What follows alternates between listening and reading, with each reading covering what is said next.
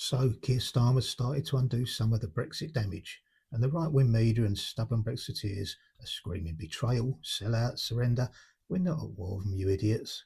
And how can a deal that improves trading relations, helps with defence, gives youngsters a chance to experience the world, and keeps our food standards high be a bad thing?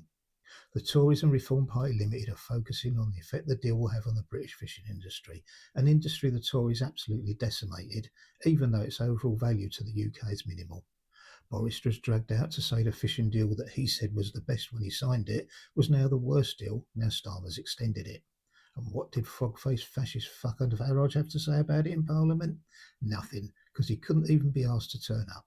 Instead, he was on holiday, even though Parliament was in recess the next week and he could have gone away then. It's not like he can't afford the school holiday premium or the whole damn mess was his fault in the first place. Oh, and it turns out that when he became an MP and said he bought a house in Clacton, it was actually bought by his girlfriend, saving him money on the second home stamp duty. Huge patriot he is. The Tories are also up in arms about Starmer signing the Chagos Agreement, even though it was started by the Tories and has been ongoing.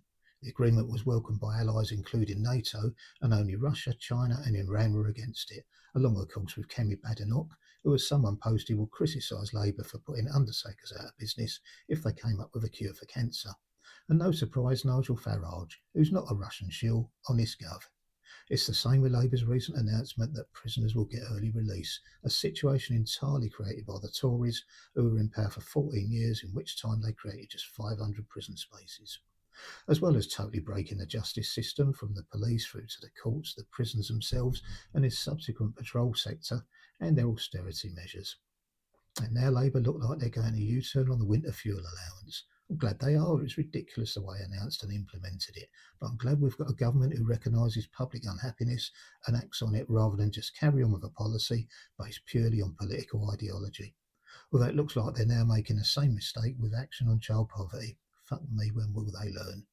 Someone else attacking Keir Starmer was Israel's Benjamin Netanyahu, who accused him of being responsible for the deaths of two Jewish people in America shot by a supporter of Palestine. Apparently, this was because Starmer and Foreign Secretary David Lammy stood up in Parliament and called out the genocide being carried out in Gaza. We've even ended trade talks with Israel, but at the same time that was announced, we were carrying out surveillance flights for them and continuing to supply parts for their jets. Pure hypocrisy. Oh, and Michael Gove took his place in the House of Lords, given to him by Rishi Sunak in his resignation honours list. That in itself is enough reason to dismantle that old boys' playground.